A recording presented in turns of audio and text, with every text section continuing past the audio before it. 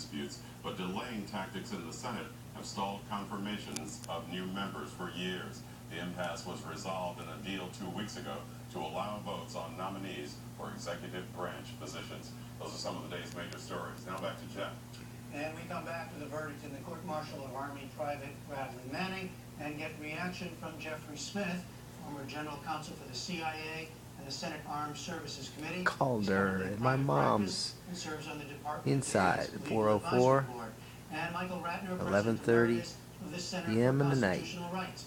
His organization represents WikiLeaks and Julian Assange in the U.S.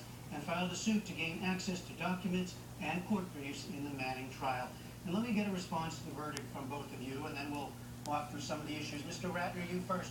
Was justice served? You know, I think it's probably one of the greatest injustices of our decade. Here you have a man who's revealed very important information about war crimes, whose information actually sparked the Arab Spring, and you have him being convicted of 20 charges that can carry 134 years, and you have the people who were engaged in some of the criminality he revealed not being investigated at all. Bradley Manning is a whistleblower. He should not be prosecuted. The people who committed the crimes ought to be prosecuted. Jeffrey Smith, your response. Oh, I see it very differently. He betrayed a trust. He had the trust to the United States when he made an oath to serve his country and to not disclose classified information. But more fundamentally, he had a trust in his fellow soldiers. The information that he released involved a lot of detail about our activities in Iraq and Afghanistan.